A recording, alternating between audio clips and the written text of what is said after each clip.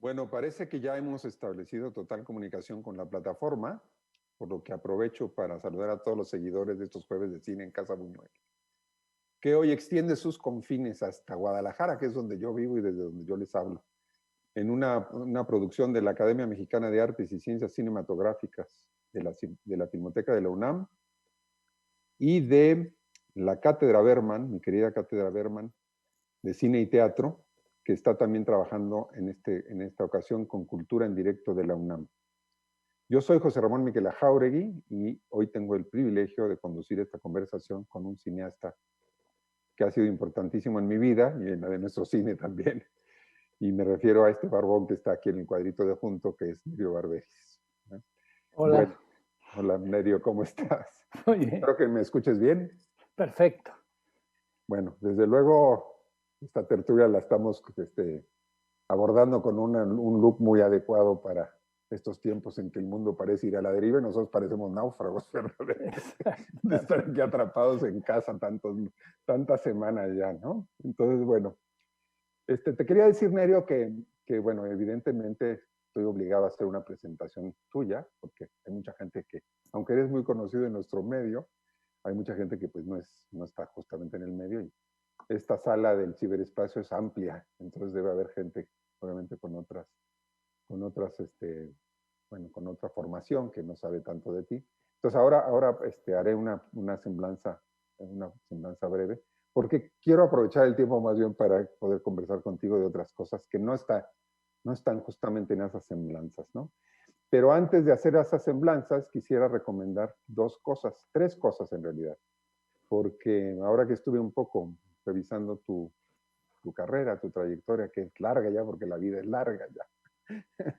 Y bueno, está la verdad es que bastante bien documentado todo.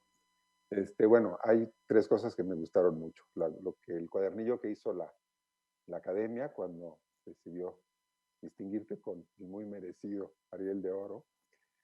Un documental que vi en Canal, que está en Canal 22 y que hizo este cineasta catalán, Pau Ortiz, que la verdad es que no sé bien por qué lo hizo él, pero la verdad es que también celebro que lo haya hecho porque está ahí plasmado en buena medida quién ha sido, un poco tu pensamiento, tus reflexiones sobre el quehacer cinematográfico desde el pensamiento sonoro, digamos.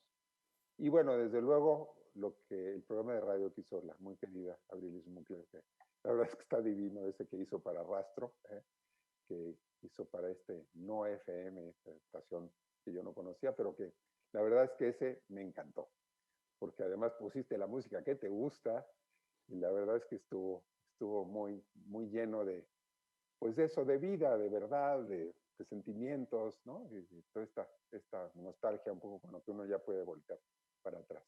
Entonces, bueno, si te parece bien, voy a hacer una pequeña semblanza tuya.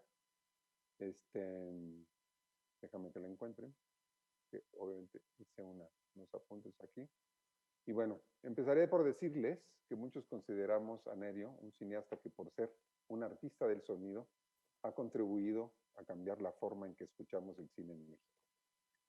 Y por tanto también la potencia del cine de México, porque nunca ha dejado de experimentar sus inquietudes y de compartir sus descubrimientos. Es ahí donde lo ven con esas canas, es un niño, bueno, al menos el niño sigue ahí, casi intacto, y Nerio sigue jugando siempre y divirtiéndose siempre, y eso es una de las cosas que más le agradecemos justamente.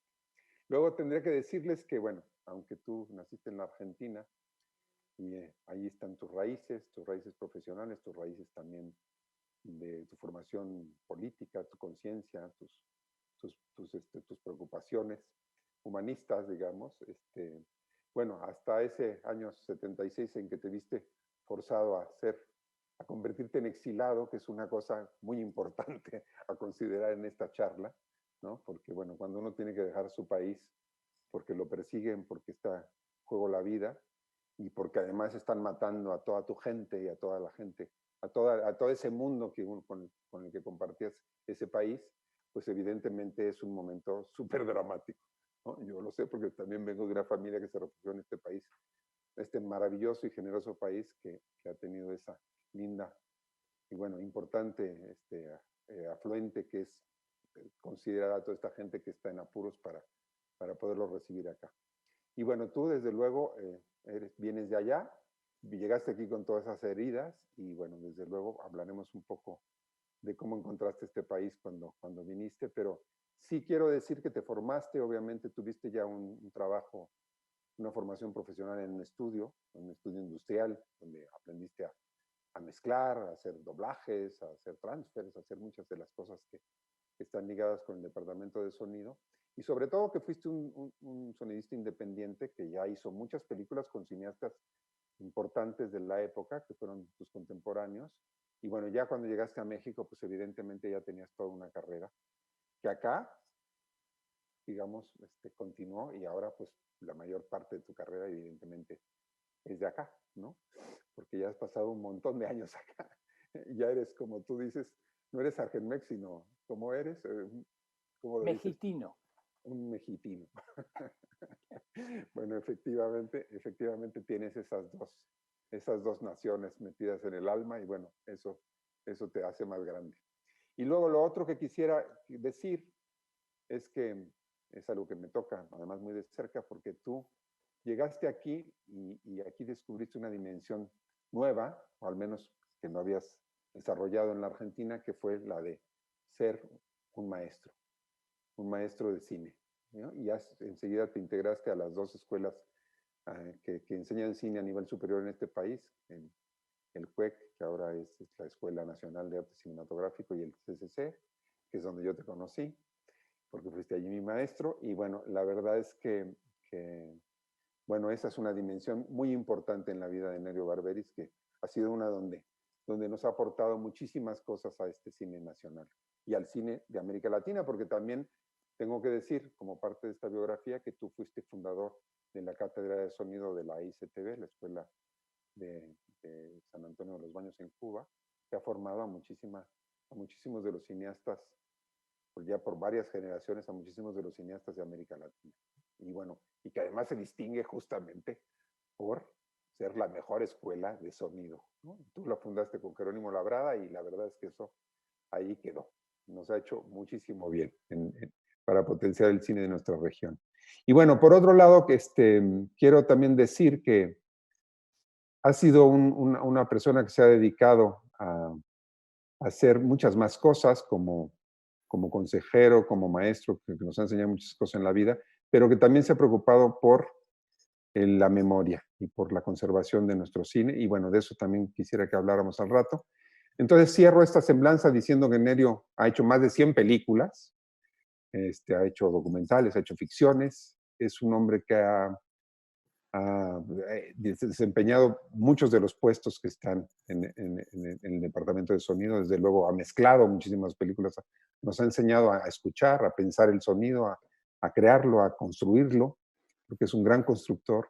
Y bueno, y de esas 100 películas has tenido muchísimos reconocimientos. No me voy a referir a los muchos premios que has tenido, pero sí quisiera, ya que estamos en el contexto de la academia, decir que has ganado 3 veces el Ariel. Has estado 10 veces nominado a ganarlo. Y bueno, que el año pasado recibiste un Ariel muy especial, que es el Ariel de Oro, que ese no lo tenías, ese casi nadie lo tiene, por tu larga trayectoria en el cine de México. Entonces, bueno, bienvenido, Nerio Barberis, a esta charla.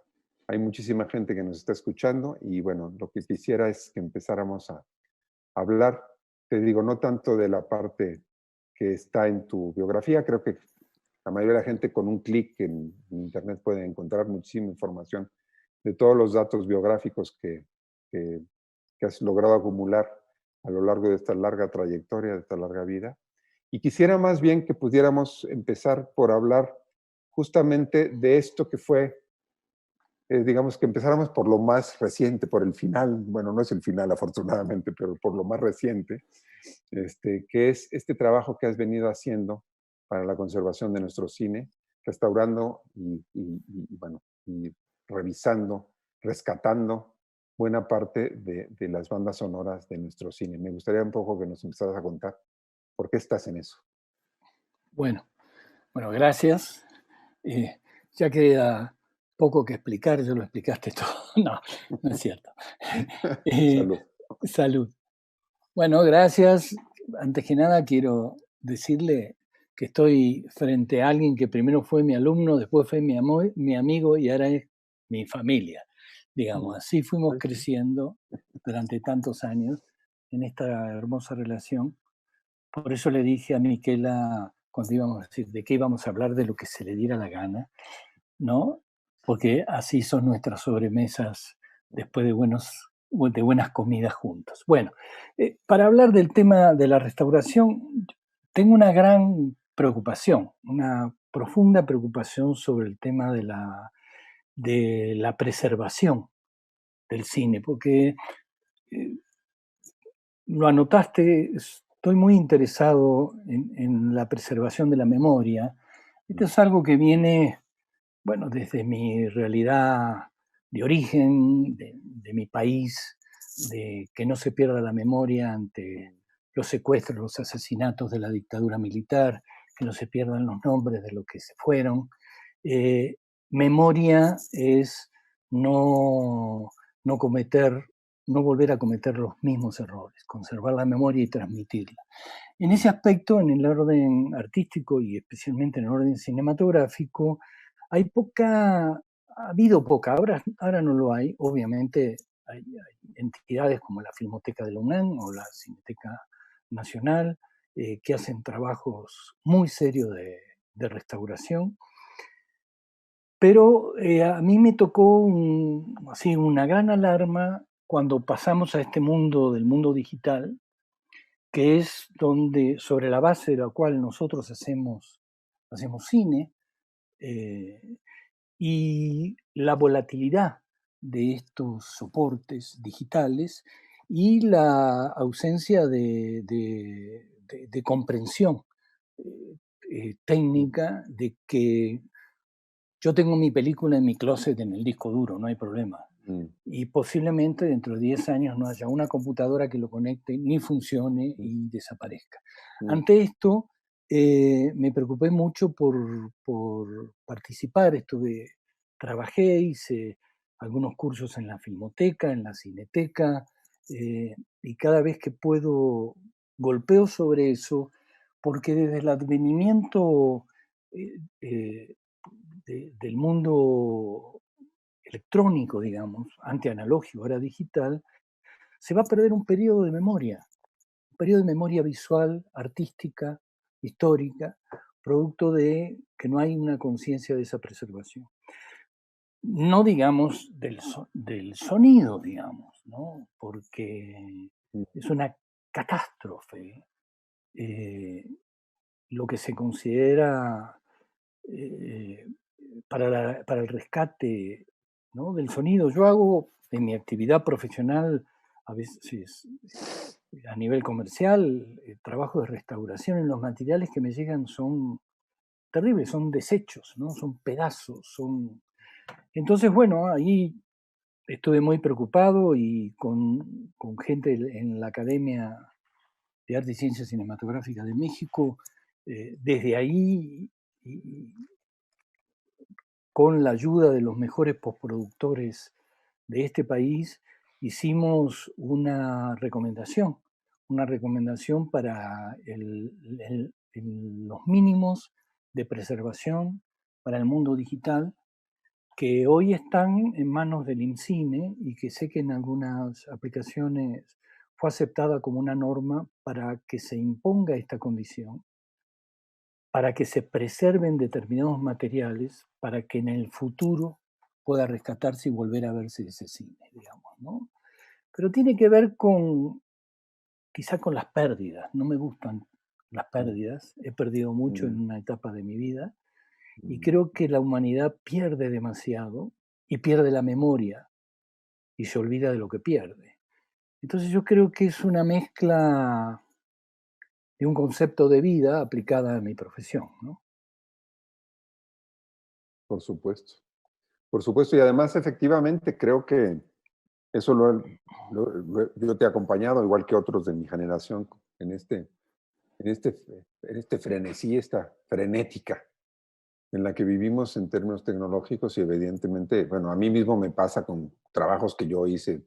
Yo ya sé que soy un clásico, también como tú, pero, pero tampoco ha pasado tanto tiempo y la verdad es que no puedo ver casi nada. O sea, tengo en mi vida una cantidad de etapas tecnológicas ya que son todas incompatibles entre sí, que no me permiten reproducir absolutamente nada. O sea, lo que hice en cine, pues está allí, aquí tengo las latas, ¿no?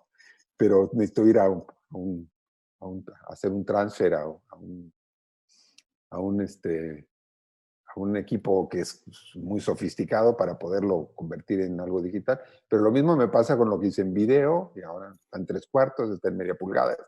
En fin, estamos ante un problema muy serio, porque efectivamente hay una acumulación gigante de cosas y eso pues hace tabla rasa de todo y acaba por no haber una curaduría de lo que debe de circular.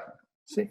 Además, te digo más, eh, el- hay un fenómeno, ¿no? Ha sido tan largo el periodo fotográfico, ha sido tan largo ese periodo, Mm, porque la curva de crecimiento del desarrollo tecnológico para hacer cine, primero fue muy plana, ahora que mm. estamos en esto de Co- las curvas, fue muy plana, entonces durante muchos años todo el mundo creyó que el cine era el celuloide y que eso era el cine, Sí, sí. ¿no? Y empezó el desarrollo exponencial de los cambios de formatos, de soportes, de mecanismos de exhibición y de distribución, y nos agarró desprevenido en este concepto conservador de que si yo tengo el negativo, ahí lo tengo, digamos, ¿no? Y Mm, se han perdido toneladas de negativos, se han mm. perdido, se ha creído que si se conservaba una copia, se conservaba la película, cuando en realidad el verdadero valor estaba en el negativo. No digamos en el sonido, es terrible el sonido óptico de la vieja usanza, era Sí, horrible. el Eso sonido perforado. era, no, eso era magnético por lo menos, pero el sonido Por eso era sonido óptico, magnético. Claro, te refieres al óptico, claro, al claro. óptico, que es lo que de golpe tenemos para Claro. recuperar una película, eran formatos horribles. No se preveía que iba a pasar esta profunda revolución. Y se confundieron, y es una de mis grandes batallas, y siempre peleo con eso, de que el cine no son los soportes. El cine es el cine. Y los soportes son los que nos ayudan a partir de cada etapa y desarrollo tecnológico a soportar ese Mm. elemento tan complejo que llamamos obra artística, comercial, las 7 artes, la bla, bla, bla, bla, Sí, bla, sí. y que en última instancia es un elemento profundamente virtual, que es una luz proyectada en la pared con una bocina detrás de la tela que Mm, manda sonido. No hay mm. nada más virtual Claro. que que la relación del espectador con lo que ve, y lo demás son soportes para transmitir historias, amores, guerras, dolores, y nos confundimos en eso y despreciamos al principio el digital, no, esa cosa no es, hay que volver hay que Sí, volver sí. hacia atrás, hay que volver al negativo. Entonces estamos peleándonos con los formatos, olvidándonos del cine, y el cine es lo que hay que preservar independientemente en qué formato fue registrado, ¿no? Esa es mi gran preocupación y la gran batalla en la cual, la batalla que quiero dar, ¿no? Por supuesto. Ahora, lo que pasa es que eso se relaciona también con la conciencia, porque efectivamente los formatos responden a negocios, responden a un desarrollo tecnológico que está ligado a una economía y obviamente a las patentes de algunas empresas.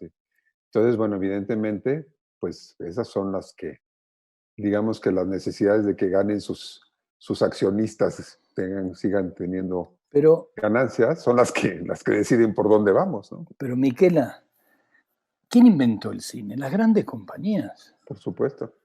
¿Quién Es, inventó que una película tenía que durar hora y media? ¿Quién bueno, determinó el formato dramático perfecto de eso, hora y media? Los los griegos. exhibidores. Los No, bueno, exhibidores, claro, los griegos les vino bien para vender palomitas, claro. no, los exhibidores para tener 3 pasadas por día. Claro, claro. Porque si eran más cortas, no aguantaban, era. A partir de ahí nosotros vamos construyendo dramaturgia, Ujú. formas de relato, ¿no? De la gran novela que yo leía cuando era adolescente, 12 tomos, ¿no? Juan Cristóbal de Romén Roland, Ujú. a la novela corta, porque hoy es lo que el mercado permite comunicar. Yo no es que esté de acuerdo, creo que hay que defender todo lo que se pueda defender, pero creer que la batalla es contra los que siempre, digamos, defendemos de que no debe ser como va a ser ahora, porque tiene que ser como nos obligaron a hacerlo Mm. antes, De digamos. acuerdo. Es Mm. muy complejo, es dialéctico. Es No, una no, y de re- acuerdo. Y por eso me gusta hablarlo contigo, porque efectivamente es dialéctico y no hay recetas. no, Ahora mismo tú esas novelas, digamos, largas novelas, pues ahora tenemos series, por ejemplo, claro, muy largas, ¿no? Y esa es la industria más potente en este claro, momento. Y bueno, evidentemente todas esas series son digitales. Ya no tiene, bueno, claro. habrá algunas pocas que estén hechas en un soporte fílmico, ¿no? En fin. Pero lo que sí es claro es que hay una serie de intersecciones, digamos, que tienen que ver con empresas que tienen patentes y que tienen, obviamente, tecnologías Obviamente, que obviamente, es venden una, también y imponen cosas, ¿no? Ahora velo con la medicina, que estamos justamente en medio de ese lío. ¿no? Sí, ¿quién va a ser el dueño de la vacuna, no? ¿Quién la va a Ujú. usar primero, no? ¿A quién se la Exacto. vendo porque me pagó antes, no? Y si la Bueno, vacuna es buena o no, porque hay que venderla igual. pero bueno, esto tiene que ver, por eso yo hablo, por eso digo, ¿dónde nos paramos? ¿Desde qué lugar nos paramos? No, yo recuerdo que cuando apareció el Avid, este famoso sistema digital de edición ya Claro. súper profesional a nivel 94, electrónico, por ahí, 92, por ahí, no sé me cuánto. acuerdo, eh, había un editor que decía, es que esto es virtual, yo cuando edito necesito tocar la película, ¿no? O cuando termino de ver el rollo, mientras rebobino, reflexiono. Una confusión entre el soporte y, y el cine y lo que estoy contando, ¿no? Entonces, yo no quiero confundirme ahí. Yo creo que es una pelea entre los que nos imponen formatos para vender, los que defendemos formas que se consolidaron como formas artísticas, Mm. profundas, sólidas, de narrar y de contar, pero sin dejar de pensar de que nuevos formatos son posibles. Claro, pero fíjate, ahí yo siento que lo que se vuelve relevante es la curaduría, es decir, la apreciación de lo que se debe conservar. El arca de Nerio, en ese sentido, lo más importante es Nerio, no la tecnología, que obviamente tendrás que usarla para poder rescatar cosas que se hicieron, se construyeron con esa tecnología. Pero bueno, yo, por ejemplo, ahora que recordabas la llegada del Avid, yo la verdad es que celebré muchísimo que llegara porque en medio del celuloide y el Avid estaba la cinta magnética del video, maestro, y eso sí que fue una tortura china, ¿no? Tú obviamente lograste también, con esa habilidad técnica que tienes, lograste también resolver esos problemas, inventaste inclusive sistemas para poder cortar negativos con esas máquinas, ¿verdad? Pero bueno, la verdad es que fue un momento muy, muy negro en la historia de la tecnología, de la imagen y el sonido. Pero bueno, Nerio, voy a empujarte a otras cosas porque obviamente la hora y media se va rápido. Esperemos que lleguemos a la hora y media. Y ahora quisiera un poco hablar contigo de ese México al que llegaste. Que tú venías con las heridas abiertas, con los muertos a cuestas, con la vida un poco destrozada, digamos que las brutalidades que sucedieron en tu país, que periódicamente vuelve a estas cosas tan verticales y tan violentas. Y bueno, la verdad es que al llegar a México te encontraste con un país muy diferente, en el pleno echeverrismo, digamos, ¿no? Pero bueno, me gustaría un poco que me hablaras de la gente que te encontraste, el cine que te encontraste acá. Bueno, digamos, yo salí desprevenido de Argentina, nunca había viajado, había estado un día en Montevideo, había ido a filmar una entrevista a Carlos Onetti, tirado en su cama, el escritor uruguayo, y había vuelto a Buenos Aires. Pero Eso fuiste a era, Perú, también antes. no, no, pero eso antes. En el momento que viene al exilio tengo que salir, no sabía dónde irme. Tenía un amigo en Perú, lo llamé, me dijo, vení. Y fui a Perú como podría haber ido a Indochina, porque era donde hay alguien que me reciba y me pueda conseguir un trabajo. Y por suerte mi profesión, maravillosa profesión, me abrió las puertas y llegando a Perú pude hacer un largo muy importante de Francisco Lombardi y su ópera prima, Muerte al Amanecer, y entonces ahí me ubiqué, pude trabajar y qué sé yo, pero junto con mi gran amigo y hermano Jorge Denti, que también vivíamos juntos en Perú, decíamos, estaba difícil Perú, en Perú había relación entre los militares argentinos y los militares peruanos, había habido raptos de militantes argentinos, se los habían raptado para llevárselo a Argentina y dijimos, vámonos, ¿a dónde vamos? Y recuerdo siempre, porque fue Jorge, me dice, vamos a México, en México hay cine, en México se hace cine. Y además, en México había referentes de nuestro cine latinoamericano. Nosotros conocíamos a Paul Leduc, nosotros sabíamos quién era Berta Navarro. Ya había compañeros nuestros que estaban aquí, en México. Humberto Ríos, gran documentalista y maestro de muchos documentalistas de este país, estaba aquí, fue quien me abrió el camino y ahora cuento la anécdota. Había un lugar, pero además había cine, acá se hacía cine, ¿sí?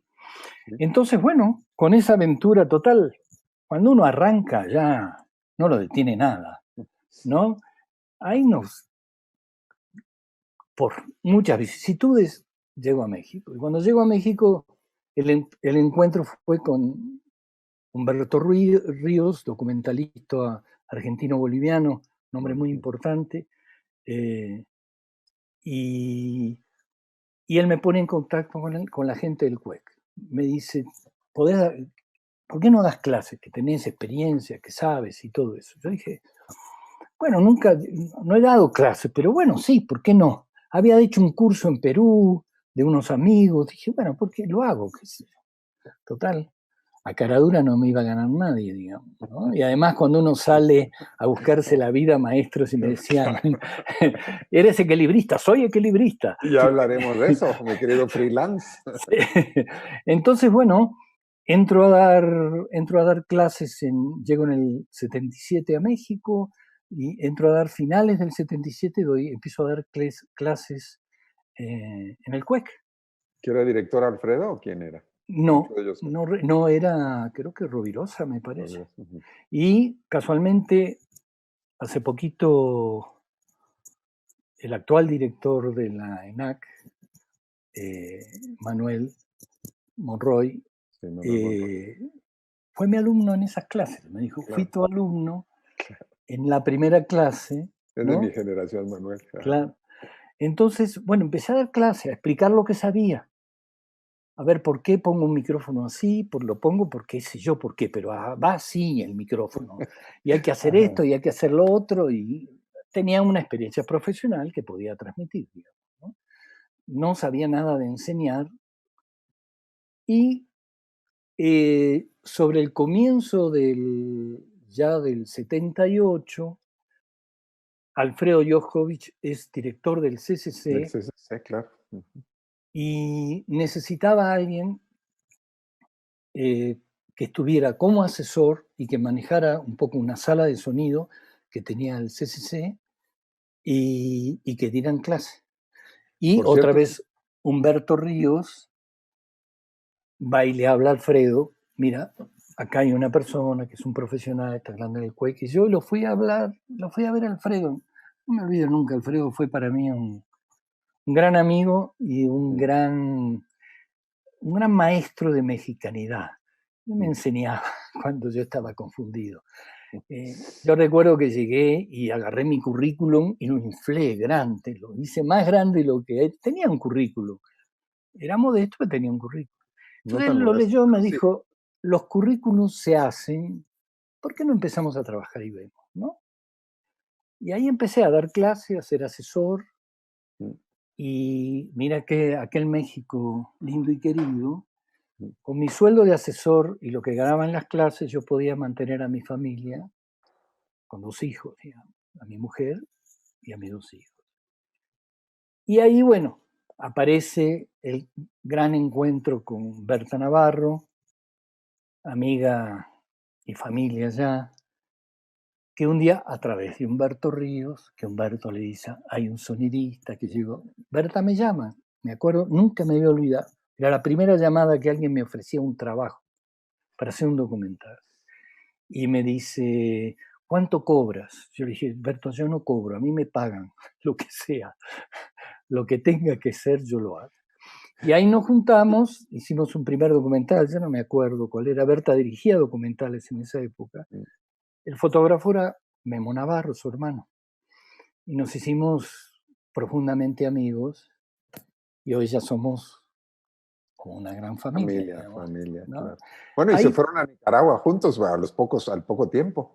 bueno, eso fue en el 9, ¿no? 78, primero en el 78. Primero en el 78, Berta me llama y me dice, vamos a filmar unos documentales para UNICEF en Centroamérica, que había hecho. ¿Me vienes con hacer el sonido? Sí. Y luego me dice despacito, pero aparte, en paralelo vamos a hacer otro documental. Y ahí fue que nos entramos a Managua después de la primera insurrección en el año 78. Estuvimos en la Estelí quemada y bombardeada por la Guardia Nacional. Ahí como periodistas mexicanos, me acuerdo, teníamos creo que credenciales del Canal 13, algo así, no me acuerdo qué era, las credenciales, y éramos los mexicanos, y yo.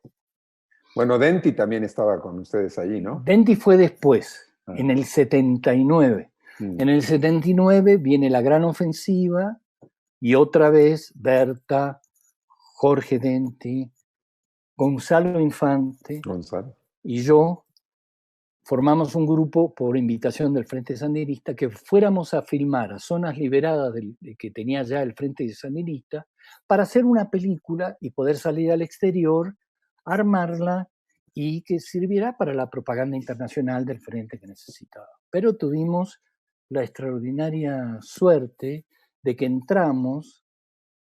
Por suerte ganaron, porque no salíamos nunca más de ahí adentro. Claro. Porque esta cosa romántica que entrábamos y nos daban caballos y botas para que no había caballos, no había botas, no había nada. Pero había triunfo. Pero hubo triunfo. Ajá. Entramos, y bueno, mira, Nerio, te interrumpo porque justamente ahora que hablabas de la memoria, todo eso que hicieron ustedes allí, que obviamente lo entregaron a la Revolución Sandinista, pues se perdió, ¿no? Hablando de cosas que se pierden. ¿no? Exactamente, la falta del concepto de preservar los materiales, entre yo te doy un pedazo, dame uso este negativo, pero después te doy el otro, qué sé yo, el material ese se ha dispersado y se ha perdido un material histórico que no había una conciencia importante de preservación. ¿no? Sirvió en su momento, pero se perdió. Claro, sirvió en su momento también.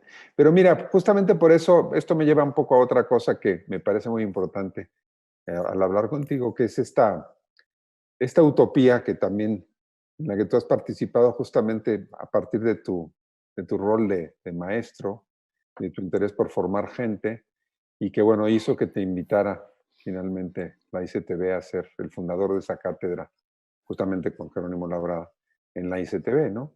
Bueno, ahí obviamente fuiste parte de otra vez de la utopía de Birri, del Gabo, de gente que fundó una escuela que es una realidad, que sigue hasta la fecha. Sí. Eso fue un gran salto. Yo había ido, en ese momento habíamos ido con Shula Enenberg, mi esposa y mis hijas, y cada tanto iban mis hijos. Habíamos vuelto a probar qué pasaba en la Argentina. Había vuelto la democracia, había que cerrar un poco esa historia. Y ahí nos insertamos, ¿no? Yo en la vida sindical, Shula también. Teníamos que saldar aquel pasado que se había quedado frustrado. Fueron 3 años de vida en la Argentina que agradezco haberlo hecho porque me tranquilizó. Porque después de muchos años me di cuenta que había podido cerrar lo que tenía que cerrar y lo que quedaban eran grandes amores, grandes amigos, imágenes bonitas, pero que yo ya tenía otra vida. Otra Vuelvo vida. a eso después de la ICTV. Sí, sí. En ese tiempo se recibe en mi casa un telegrama, en la época que las noticias importantes no llegaban por WhatsApp ni por mail, sino por telegramas, firmado por Fernando Birri, donde me invitaba a formar la cátedra de sonido de la futura escuela que iba a ser la Escuela Internacional de Cine y Televisión de San Antonio de los Baños, Cuba. en Cuba. Vino Yula corriendo, yo estaba en el sindicato, a mostrarme el telegrama. Nerio, qué bárbaro. Vamos, vamos, Nerio, aunque sea. No, yo estoy acá muy comprometido, hay muchas cosas que hacer, ¿no? Vamos, aunque sea 6 meses, 6 mesecitos, vayamos, no sé qué sé. Bueno, 6 mesecitos, con familia. Bueno, era mudarse de país, mudarse. 6 mesecitos se transformaron en 1 año y medio, espectaculares, que son 1 año y medio que cambiaron nuestras vidas, digamos. Y Ese la del proyecto, cine de México, digo, el cine de Latinoamérica, porque ustedes con esa escuela se han formado muchísimos cineastas al más alto y nivel. con mi gran hermano Jerónimo Labrada, Mm. que es el actual jefe de cátedra, que fue director, director académico hoy de la escuela, que fue también director de esa escuela en un momento y Sí, sí. todo, armamos una cátedra maravillosa que nos encantó y que sí. Pero al año y medio fue hermoso. Era un microcosmo terrible. Un mes equivalía a 6 meses lo que se vivía ahí adentro, ¿no? Entonces llegó un momento que dije, si sigo acá no hago más cine, ¿no? Tal cual. Y entonces justo me propusieron un trabajo, tanto a mí como a Yula, en México. Jorge Denti, Laura Imperiale, Carrasco, Zanini. Ahí estamos armando una empresa, ¿por qué no venís? El Venite un Canario Rojo. tiempo. El famoso Canario Rojo. Y simultáneamente, María Luisa Bember, una gran directora argentina, iba a filmar su película sobre Sor Juana Inés de la Cruz, iba a filmar en México. Y Lita Stanti, una productora muy importante argentina, me dijo si yo estaba ahí para hacer el sonido. Y que yo dije, bueno, hay unos proyectos en México. Probemos, pasemos un poquito por México otra vez. Y bueno, maestro, uno llegó y se quedó pegado. La ¿Por quesadilla, qué, ¿Por qué se queda pegado? Porque yo tengo una vieja frase que dice, uno siempre vuelve al lugar donde le pasaron las mejores cosas. Y México fue un dulce exilio. Fue duro seguir perdiendo ciertos compañeros que se habían quedado y que no habían salido y qué sé yo. Pero México en alguna medida me brindó un espacio, un lugar. Tuve la suerte de estar junto con Fernando Cámara, José Luis García Gras, Carlos García Gras, Antonio Betancourt, Yacarino. Cuando hicimos la cooperativa Quinam, hicimos Knockout. Tuve la suerte de participar del nacimiento de este nuevo cine mexicano que se gestó a partir de los 80, por ahí. Y de En el aplicar... 82, ¿no? 82 se filmó Knockout. No, Knockout se filmó por los 80, por ahí. Bueno, por ahí. Está bien, por Ya, ahí. ya se me confunde. Sí, no, pues, Pero un momento excepcional, un momento de desafíos, también de desafío tecnológico, porque teníamos que romper la barrera de poder hacer un buen cine para nuestro cine, que ese cine no podía entrar a los estudios Churubusco a mezclarse, porque los sindicatos no nos dejaban. Claro. No nos dejaban entrar. Entonces, junto al gran ingeniero y René cineasta Cerón. también y todo, No, ¿quién no, dices? David Bach, David, por eh, supuesto. David Bach nos diseña un formato tecnológico para poder hacer cine, sonido en cine con alta calidad, pero sin recurrir a la vieja tecnología. Y hay un momento donde esto se funde, por eso lo tengo que decir, y tú lo nombraste, cuando Marco Julio Linares es director de los estudios Churubusco, René Zenón se transforma en director del área de De sonido. sonido y nos abre las puertas. a que nos metamos con nuestra tecnología y nos juntemos con la que él tenía. Él era sigue siendo Ultra estéreo tenía. el famoso ultra estéreo al comienzo y todo, Sí, y ahí sí. fusionamos la vieja guardia con René a la cabeza, que era de los jóvenes, que peleaba por crecer, y los viejos no lo dejaban crecer, y estos nuevos locos que veníamos de otro lado, fusionando la cosa, para que esa síntesis después la haga Jaime Bach cuando instala las salas THX THX, claro. y se da el gran salto mortal, extraordinario del sonido en México, ¿no? Pero ¿cuándo conociste tú a David? Entonces, a David Bach, que fuiste socio de él en Scratch, ¿no? Claro, bueno, a David lo conocí porque ya no me acuerdo las circunstancias específicas, pero yo me acuerdo, mira, nosotros, la primera sociedad fue con Fernando Cámara, conocerán, gran sonidista, sigue siendo un gran sonidista, sí, claro, mexicano, maestro también nuestro. maestro además. Nos asociamos, él era maestro en el CCC también, y nos asociamos. Yo me acuerdo que un día me dijo, yo había llegado con cierto equipo, y él me dijo, me voy a comprar tal micrófono. Yo le digo, mira, yo tengo uno de esos, ¿por qué no te compras otro? Lo juntamos, y Fernando, que siempre fue un hombre de negocios, que siempre vio, dijo, perfecto, nos juntamos. Y ahí armamos lo que fue el comienzo de lo que después fue una empresa que se llamó Resonancia. Ahí empezamos a juntarnos. Y de golpe se nos ocurrió comprar, porque había una chamba que teníamos, que es una máquina de transfer perforado a ese sistema famoso. Y la compramos, juntamos 10 socios, porque costaba $10.000 y no teníamos cómo. Entonces juntamos de a socios de a 1.000, ¿no? Y además luego necesitabas una casa donde ponerla. Entonces ahí aparece David Bach. Entonces vamos con Fernando a hablar con David diciendo, tenemos esta máquina. David dijo, con su pipa en la época, fumaba en pipa, vengan para acá, tráigansele para acá. Sigue fumándola. Y ahí empezó a enchufar todo contra todo, generando formatos tecnológicos alternativos, lo que se llamaría en una época la tecnología apropiada, se llamaba, y hacíamos mejor sonido que la industria con toda su parafernalia, ¿no? Claro. Fue un gran momento.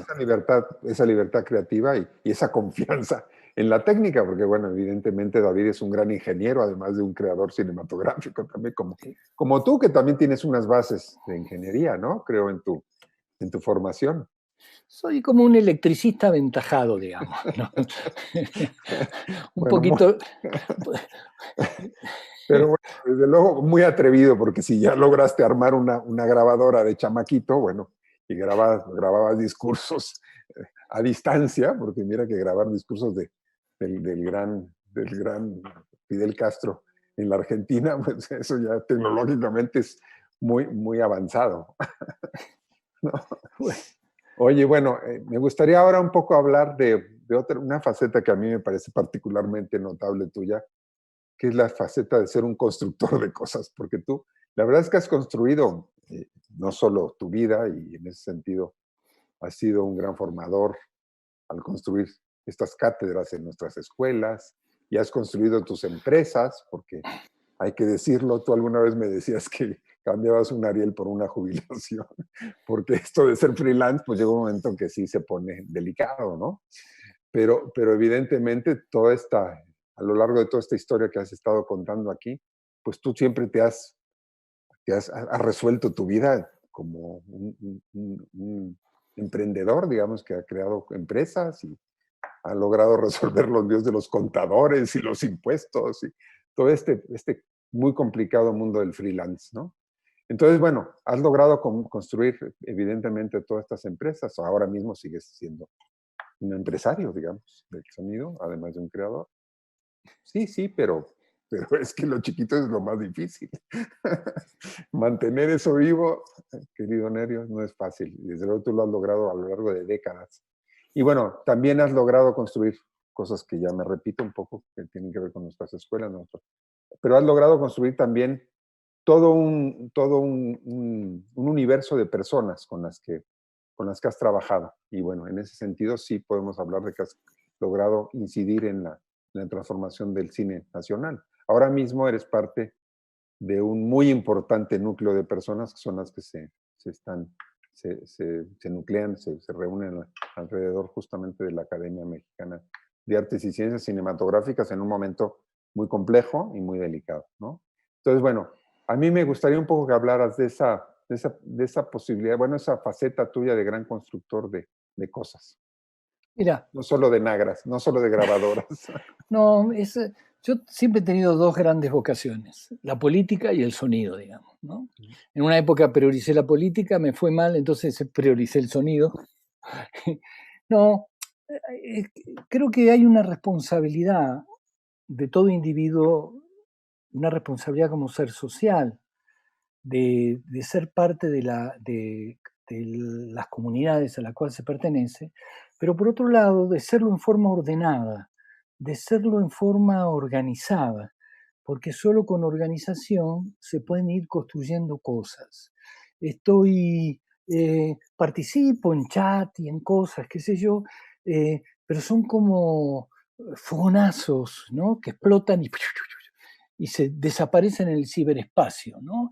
Y yo creo que está bien que todo el mundo opine, que todo el mundo diga cosas, que yo, pero hay que cimentar en cosas importantes. La academia, al cual fui invitado hace muchos años por, por aquella vieja academia primera de los viejos cineastas, a los cuales le agradezco esa invitación, la sentí siempre como un ámbito de participación organizada.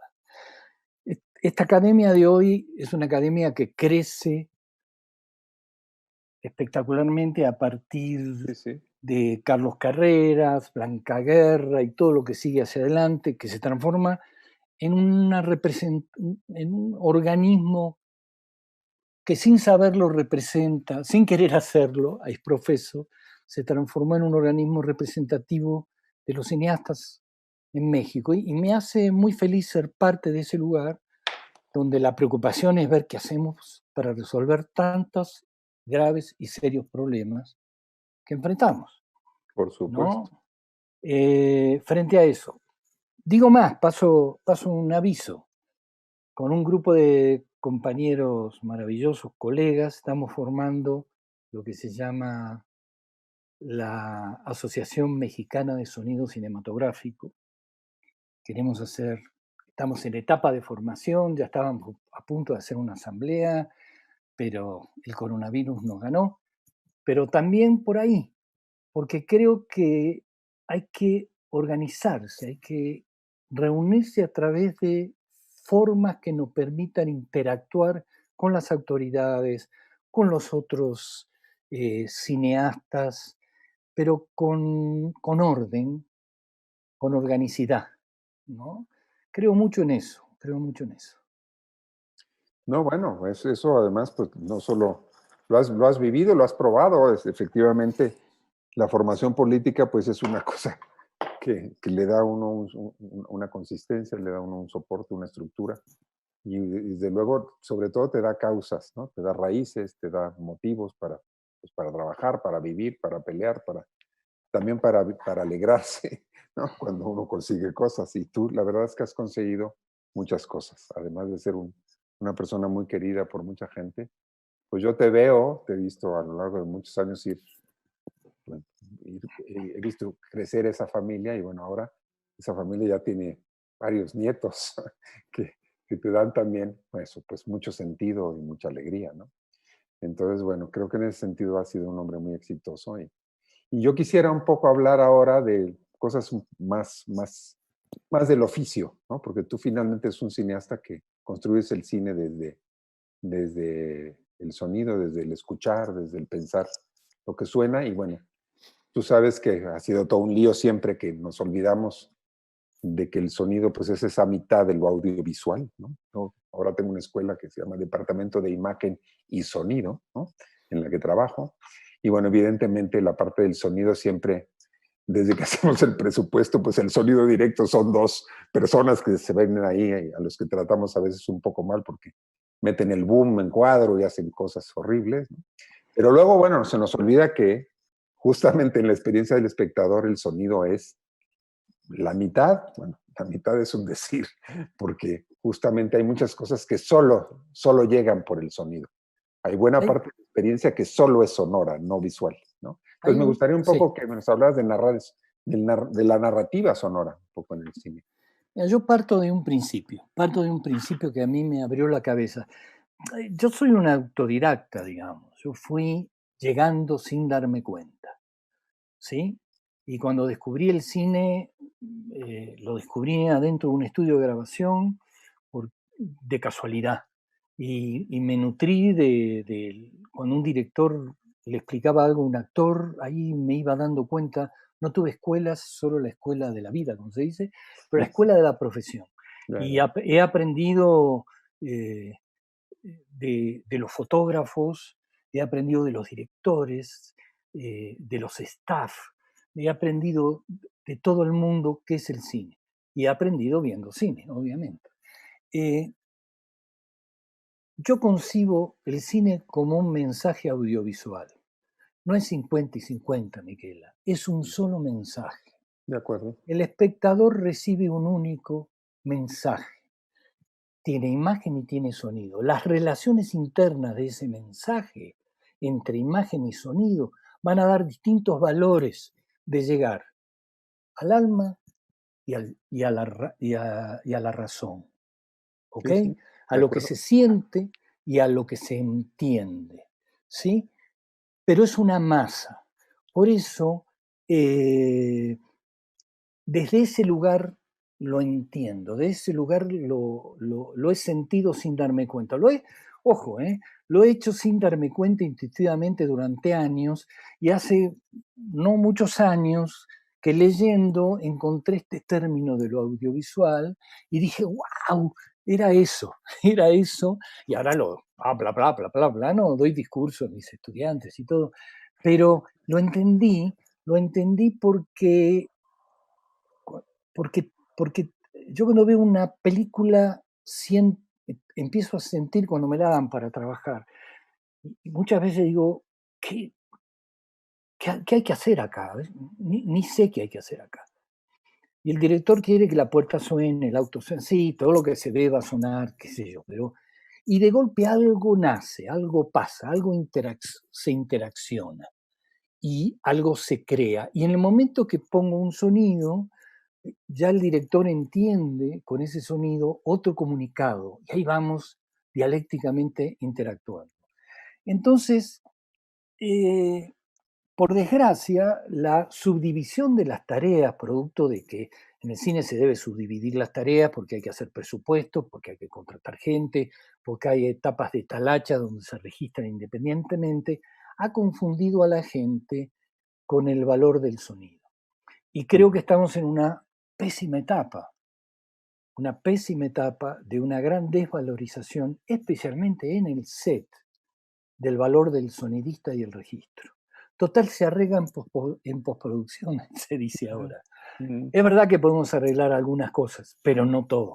Me ¿No? sorprende un poco, que lo vi, que yo no lo percibo ahora así, pero bueno, no estoy tampoco tan ligado ahora al set y la verdad es que sí tengo la impresión de que ahora justamente como la experiencia, inclusive a nivel casero, pues ya habla de sistemas muy sofisticados, de envolventes 7.1, 9.1, Atmos y demás, que había mucho más preocupación desde el lado de la construcción de las películas por el sonido, porque tienes toda la razón. Efectivamente, nosotros hacemos este breakdown de todo, lo hacemos pedacitos para poderlo más o menos planificar y organizar, y luego se nos olvida esa síntesis que, bueno, tú, que tuviste una formación más dialéctica, la tienes muy clara, pero bueno, todo lo hacemos por separado a veces, ¿no? Entonces cuesta trabajo a veces llevarla, el control del Lo, todo.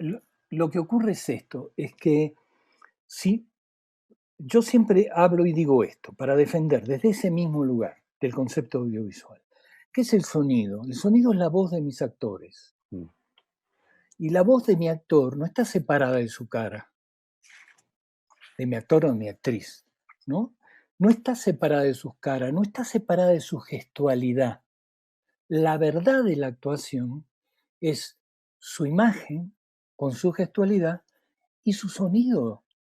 Cuando eso se rompe por un mal registro, estoy rompiendo la capacidad de comunicación actoral.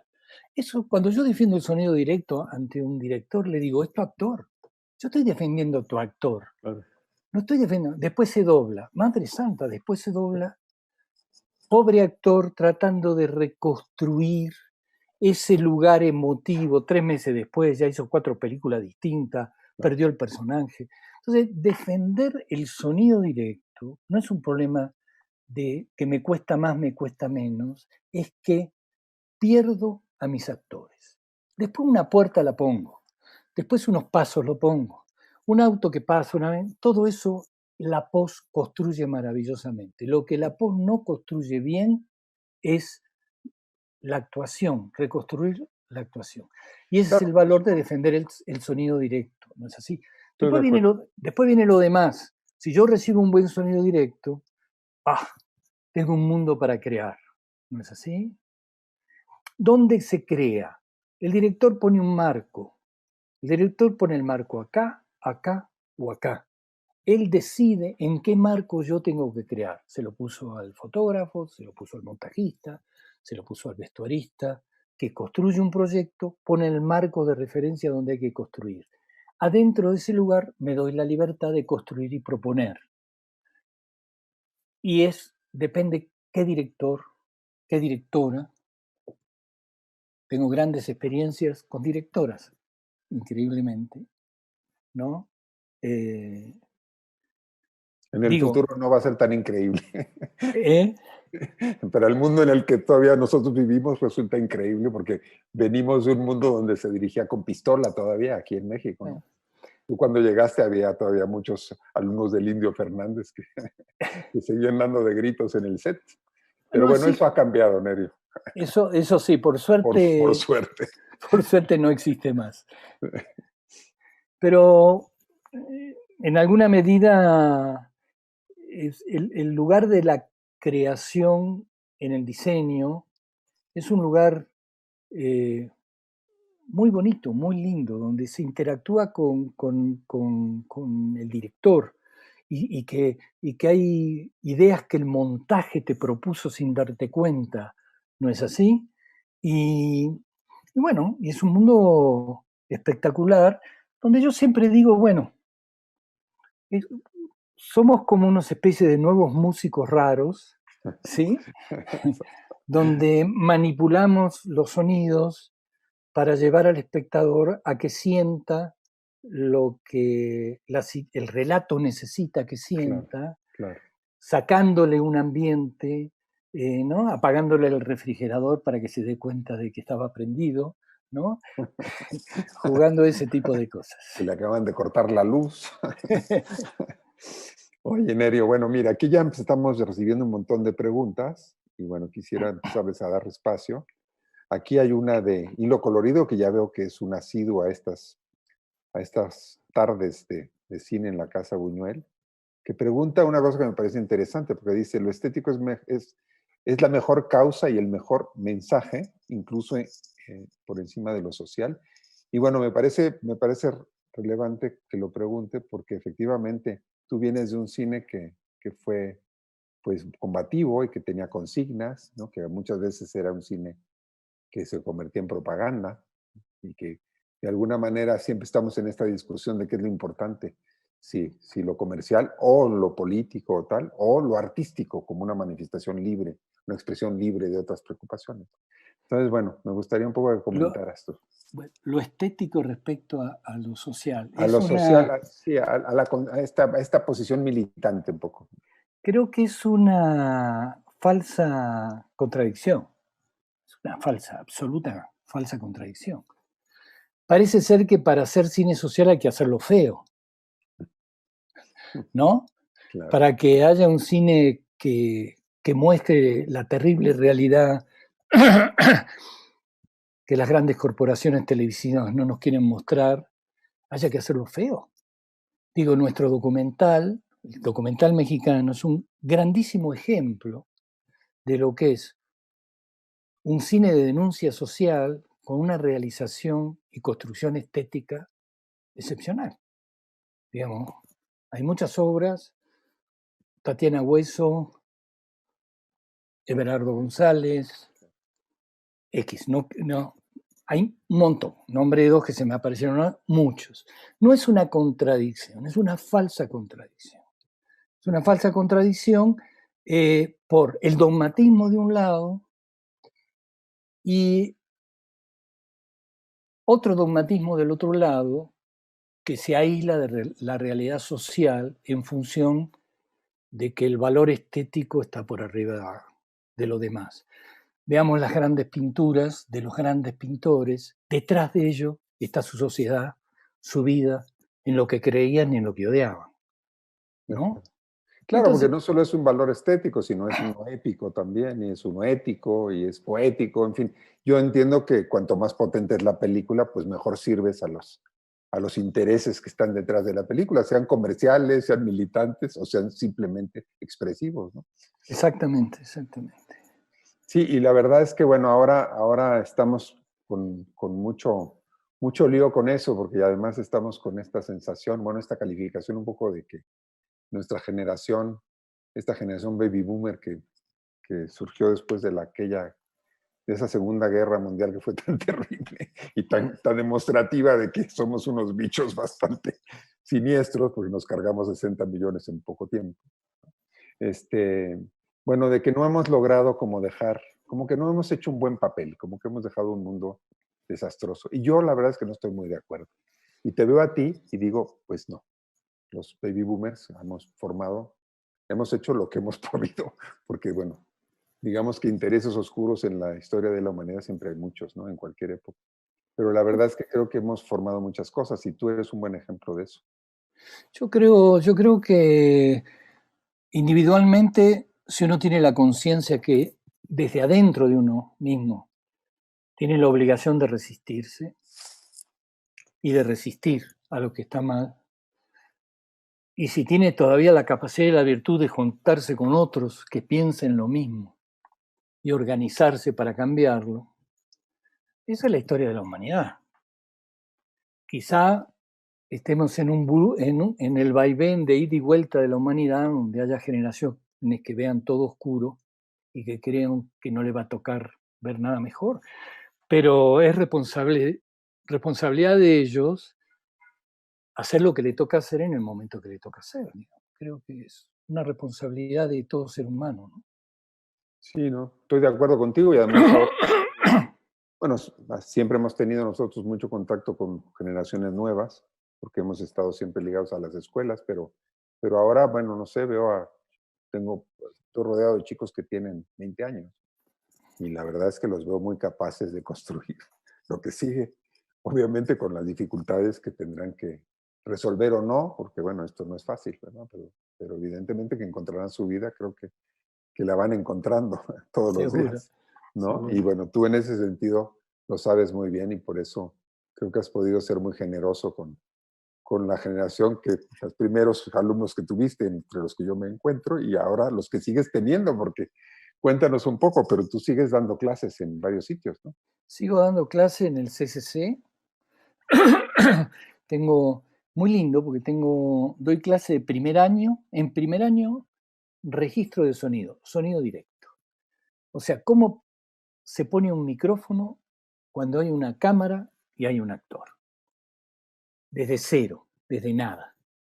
Hermosísimo, me divierto mucho. Filmamos mucho. Gracias a esta revolución tecnológica, Claro. eh, después de las explicaciones teóricas, realmente para que entiendan que un micrófono se apunta para un lado y no para el otro, digamos, una vez que interrelacionar la comprensión técnica de las herramientas con para qué se usan, para cómo registrar, ¿no? Y hacemos 4, 5, 6 ejercicios, ¿no? Algunos son documentales, algunos cámara en mano, distintos encuadres, y me divierto mucho porque algo he aprendido de cine y termino, creo que enseñando un poco más que sonido, enseñando cómo se respeta un actor frente a la cámara, enseñando cómo se comporta un equipo de rodaje, enseñándose cuándo hay que hablar y cuándo no hay que hablar, todo desde ese primer momento donde les digo, el boom se pone acá y se arma todo. Es una experiencia Claro. hermosa, maravillosa y que me permite hacerme amigo de mis alumnos. No solo, y por ahí terminaré, no sé, no me va a alcanzar la vida para terminar siendo familia como fue contigo, pero, Serías pero, maestro infinito, Nerio, no, no acabarías. pero es así. Y también doy clase también en el TEC de Monterrey a la carrera de producción musical. Es bien interesante, explicándole el Mm, sonido para el mundo audiovisual a chicos que se forman en la carrera de producción musical, ¿no? Bien interesante y los chicos son geniales en todos lados, es espectacular. Hay talentos, hay preocupaciones, hay búsqueda, hay nuevos, uno descubre, ahí dice, ahí va a salir uno o una, ahí está. Esa sí, chava, wow.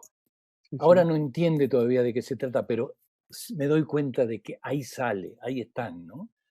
Y he estado dando clase también en la Facultad del Cine hasta que el coronavirus lo suspendió. También, también Volveremos, siempre, volveremos. siempre haciendo lo mismo, enseñando el cine, el sonido, pero adentro del cine. Sí, enseñar cine, al final. Enseñando, Claro. ¿no? Porque en última instancia, aunque me crean que me la doy de lo que no soy, creo que soy un cineasta que hace sonido. Pero está Y clarísimo. yo creo que eso, desde ese lugar se tiene que reconocer cada profesional, ¿no? Me parece. De hecho, creo que no podría haber un sonidista que no fuera cineasta. sería, sería terrible que no entendiera lo que es la película, o sea, lo que están narrando, lo que se está buscando, lo que está pasándole al espectador, digamos, o lo Así que es. pretendemos que le pase al espectador, ¿no? Entonces, bueno, afortunadamente eso nos lo enseñaste bien y pronto. Y la verdad es que tenemos unas grandes escuelas de cine en América Latina. Hay varias muy notables que forman gente de altísimo nivel y con esta otra parte que también creo que es importante, que es esta capacidad de generar, de inventar salidas para los problemas que vivimos, ¿no?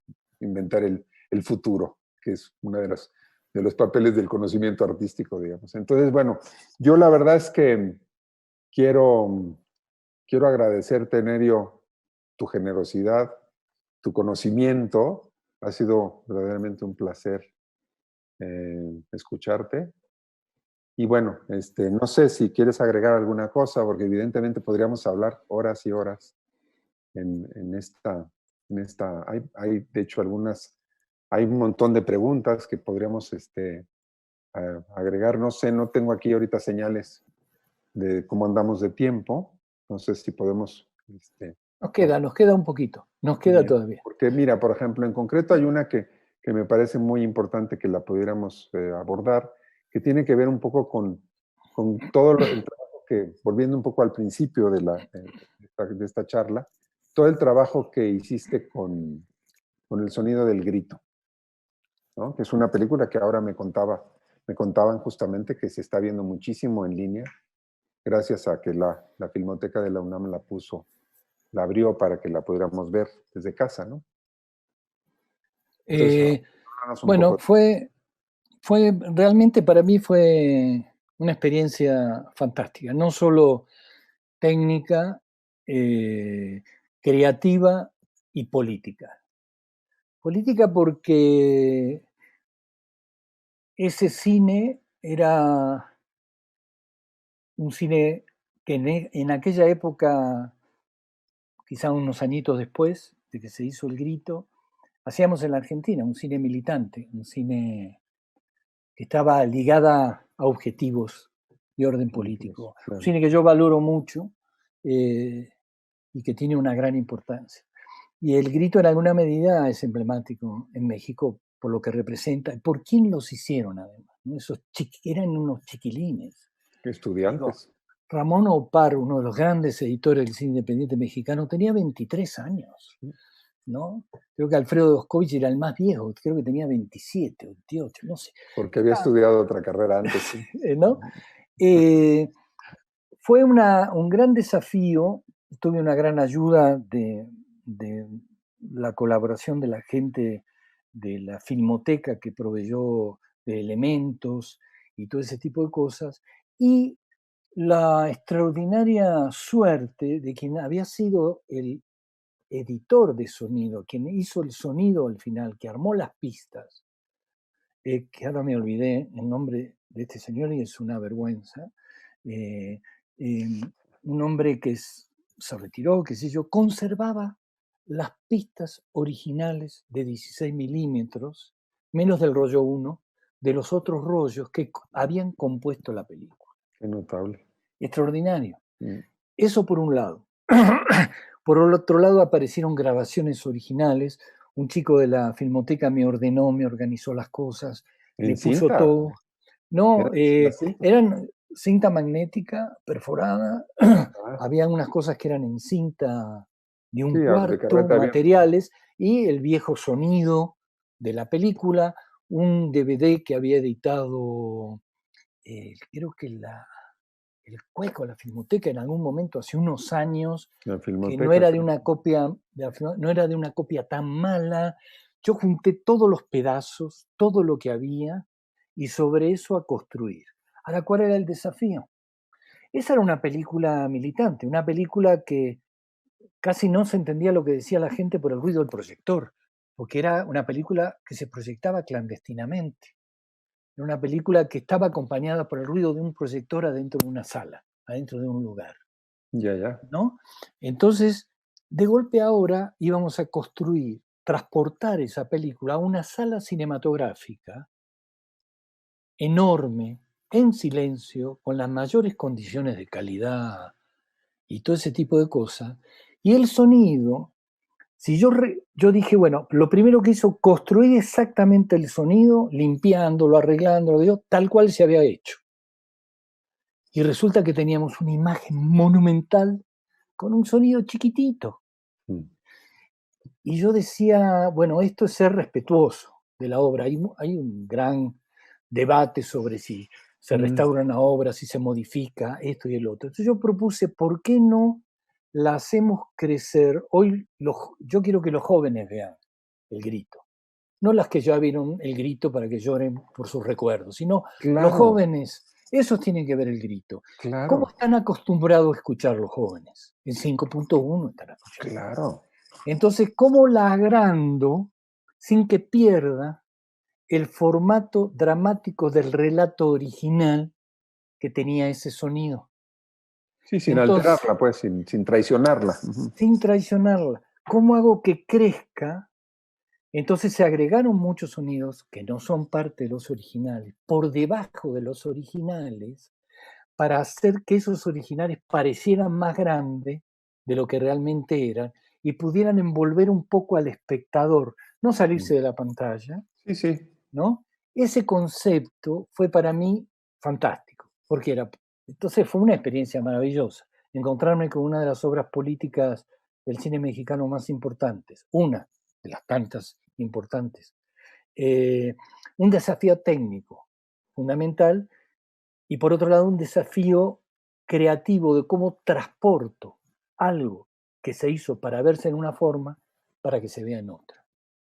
Entonces fue fantástico. No, no, interesantísimo, porque desde luego es todo un debate. Hay muchas posiciones a veces muy puristas que se vuelven a veces justamente muy empobrecedoras de la experiencia de una película que lo que necesita es descargar todos sus contenidos estéticos, justamente épicos y, en fin, sus contenidos cinematográficos en el espectador contemporáneo. Entonces, bueno, pues si ahora tenemos un buen sonido en una sala, pues ¿por qué no usarlo? Por supuesto, me parece muy importante que lo entiendas así, aunque entiendo también que no se trata justamente de distorsionarla. Ahora hubo una experiencia, y no me extiendo mucho con eso, que hizo este maestro Jackson, que fue, pues, es un director de cine y un productor de cine muy importante, que cogió unos materiales de su abuelo de la Primera Guerra Mundial y bueno, los restauró y demás, hizo una película nueva con él. Pero, por ejemplo, ellos llegaron a los extremos de cambiar los fondos. Entonces, de pronto, como era más interesante poner un fondo verde y cambiar todo, bueno, ahí estamos siempre en unas fronteras complicadas, ¿no? ¿Hasta dónde Exactamente, cambias, no? exactamente. Hay una relación con la verdad, entre la verdad hay una cosa que es la verdad del registro y otra cosa, Cinematográfica. la verdad cinematográfica no existe. Exacto. No hay Por eso la verdades. inventamos, pero la película la tiene, su verdad. Entonces, ¿dónde están los límites? Es un gran debate y muy divertido. Cada obra merece ser acotada en un ámbito particular, ¿no? En el caso del Grito, eso hicimos, obviamente con un gran acuerdo con la gente de la Filmoteca de hasta dónde hacíamos esto, ¿no? Me pregunta aquí Adriana Castillo, nos pregunta, más bien te pregunta a ti, Adriana Castillo, de cómo enseñas a las nuevas generaciones que no conocieron nunca los sistemas analógicos, bueno, cómo funcionaba todo esto antes. ¿Te parece relevante eso? No, ¿Que aprendan eso? no, no me parece relevante. Me parece parte del turismo tecnológico. Eh, em, yo soy un gran crítico de los que dicen que antes era mejor porque había más rigor, porque costaba más, porque había que pensar mucho la toma, porque el negativo no alcanzaba y todo ese tipo de cosas. Yo creo que es hora de que cambiemos el paradigma, de que el nuevo realizador digital tenga que pensar 1000 veces la toma en la misma forma que lo pensaban los otros y no por la limitación técnica. Hay que Claro. cambiar los formatos educativos, cómo formamos, esta cosa. Y en última instancia, te digo más, arriesgándome a que me quieran matar, si el prueba y error da mejor resultado, lo único que me importa es lo que queda al final en la pantalla. Si lo que queda al final en la pantalla, que es una luz proyectada en la pared, me conmueva o me hace enojar, no me importa si lo hizo con prueba y error, si lo pensó 17 veces ni nada por el estilo. Entonces no les explico. Cada tanto les cuento cómo nos costaba hacer esto mismo, para que entiendan que sean respetuosos, ¿no? Y para tratar de que entiendan esto, piensen la toma. Bueno, vamos a tirar mientras. No, no tiren, piensen la toma. ¿Por qué la vas a hacer así? No diciendo, porque cuando nosotros teníamos, no, ese dedito levantado me parece funesto y me parece que no transmite verdades, De acuerdo. ¿no? Además, la verdad es que no los impresiona mucho, ¿eh? O sea, la verdad es que ellos traen la energía de su generación y evidentemente nos pasan por encima si somos unos carcas que estamos estorbando, ¿entiendes? O sea, por Sí. supuesto que hay muchas cosas que les podemos enseñar, pero no eso. Estoy leyendo aquí una pregunta del querido Álvaro Curiel que pregunta que comparando un poco al México al que llegaste con la Argentina, que dejaste en términos de cine social, ¿qué encontraste acá? ¿Qué sentiste qué había cambiado digamos, comparando estas dos realidades de estos dos países? Bueno, cuando yo llegué a México se hacía mucho documental, muchísimo. Mis primeras incursiones fue hacer documental. Hice documental desde cortometraje, Ya, eh, claro. Había una y división de había cortometraje. división de cortometrajes. Mm, Hice mucho documental, que eran documentales de corte social con Berta Navarro. mm, Eh, Estuve en la Sierra Tarahumara con Paul Leduc mm. haciendo documentales. Se hacían documentales fantásticos y Sí, todos sí. tenían un viso de crítica, de análisis de la sociedad, de lo que pasaba, de lo que faltaba y todo lo que hacía. O sea, sí existía. Pero simultáneamente México estaba muy comprometido. No se olviden que vino Centroamérica, Nicaragua, El Salvador, el triunfo nicaragüense. Mm, Desde México los cineastas se comprometieron con realidades quizá no mexicanas, aunque sí lo seguían haciendo, sí, sí. pero también Pero muy cercanas. comprometiéndose muy cercanas porque Mm, es propia culturalmente, digamos, mm. ¿no? Yo me maravillé en Nicaragua que lo que se escuchaba en la radio eran rancheras, cabrón. No, Claro, ¿no? Era, claro. estaba México presente en todo eso. Es distinto y son, yo siempre digo algo, México, si hay algo que me fascina, es que no se puede comparar a nada, a ningún otro país, no se parece a ningún otro, Mm, ni tendrá soluciones como son soluciones de otros, ni se puede analizar con los esquemas de los otros. mm. Hay que encontrarle la vuelta a cómo es esta realidad. Entonces es distinto. Yo volví a hacer cine político en la Argentina, con Jorge Identi hicimos, después de la Guerra de las Malvinas, un documental que se llamó Guerra de las Malvinas. El que fue Casualmente, Gustavo Montiel también, que no hemos hablado de él, ¿eh? Otro gran otro gran, cómplice. mientras Jorge Dentis iba a Londres a filmar a los que estaban en oposición a la guerra en Inglaterra, nosotros, con la dirección de Gustavo Montiel, cámara de Servando Gajá y sonido de Nerio Barberis, que volvía por primera vez del exilio a filmar un año después de la derrota de la famosa Guerra de las Malvinas. ¿Con quién volví? ¿Con quién volví a la Argentina? Con Con Gus. tus mexicanos. Bueno, pues sí, pero mexicanos muy comprometidos con tu Argentina. ¿Eh? Con la Bueno, realidad con de la América vida, con el Latina, cine, claro. ¿sí? Y El con el cine cine finalmente es un compromiso con la vida, entonces, bueno, cuando lo tienes adentro, pues lo encuentras en todos exactamente, sitios, ¿no? exactamente, Oye, exactamente. Nerio, y hablando un poco de este momento que llegaste aquí, efectivamente estaba el Instituto Nacional Indigenista haciendo un montón de cosas y evidentemente te habrá tocado ir a algunas de estas comunidades que, Nunca, bueno, nunca, nunca tú me eres un tocó a mí. argentino que no habías tenido realmente contacto con tus No, indígenas. no, no, en absoluto. Los habían matado a todos en Argentina, Claro, digamos. que eran cuatro No, aquí mapuches la por ahí. confronta fue a través de los documentales. Cada tanto me tocaba eh, hacer, te digo, la experiencia de llegar a la Sierra Tarahumara con Paul, ir a filmar, la confrontación con la realidad de esa cosa. Nosotros desde Argentina pensábamos que éramos latinoamericanos, digamos, en nuestro discurso. No teníamos la menor idea, salvo muchos compañeros que habían viajado y conocían, pero yo digo, era un discurso. Acá conocí esa realidad. La conocí primero en Perú, en una sociedad mestiza, racista, Ajá, segregadora, que me enseñó. Yo pisé primero Perú y con eso pude pisar con libertad México, porque era un lugar muchísimo claro, más abierto, con claro. una realidad mestiza, pero ya había aprendido un poquito en Perú de dónde venía. Porque, digo, los argentinos se creen europeos y no lo son. Pero porque Yo no me... han ido a Entre Ríos, que también es Argentina, de Exactamente. donde era el Negro Ríos, justamente. No, el negro era boliviano. Era Bueno, boliviano. pero era era, bueno, en fin, Sí. boliviano, por supuesto, pero estaba muy ligado a la cultura suya, ¿no? Pero sí, esto fue una realidad, la confrontación fue impresionante, el aprendizaje fue impresionante. El aprendizaje de la verdadera América Latina. Sí, sí, sí, creo que eso, De la verdadera América. Después le enchufamos la latina. De la verdadera América. sí, claro, claro, claro, que no tenía que ver con Europa todavía en algún momento. Pero bueno, entonces,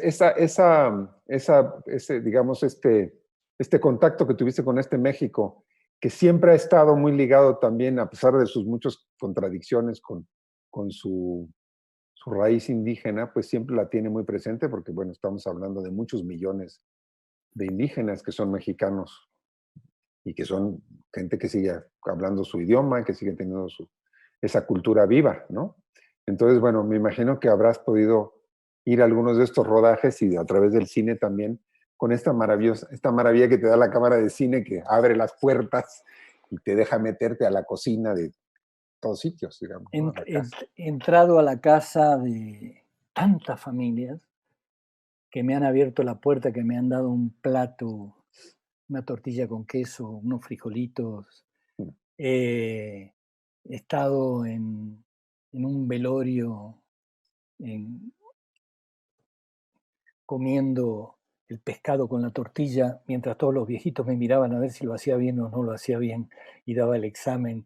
He palpado una realidad gracias al cine. El cine te mete adentro de las casas y las casas te reciben. Algo que no te permite, salvo otras formas de relacionarse, etcétera. Pero el cine me permitió eso y he conocido México como no conozco Argentina, obviamente. Claro. ¿No? Y sí, toda la realidad y enamorarme. enamorarme de esas realidades para transformarme en mexicano. Bueno, y me imagino que si algo tienes que agradecerle al cine es que te dio ese pasaporte de mexicano, no, de cineasta mexicano, que te ha Sí, permitido hacer esta vida que has hecho, que no es cualquier cosa, mi querido Nerio, eres un bastante afortunado de sí, haber hecho esta vida. de verdad que sí, de verdad que sí. Bueno, Nerio, ha sido un placer escucharte y a ustedes que están en casa quiero también agradecerles por acompañarnos. Y bueno, quiero invitarlos a que el próximo jueves a la misma hora regresen a esta sala de la Casa Buñuel, que es sin duda uno de los fundadores del cine con mayúsculas, ¿no?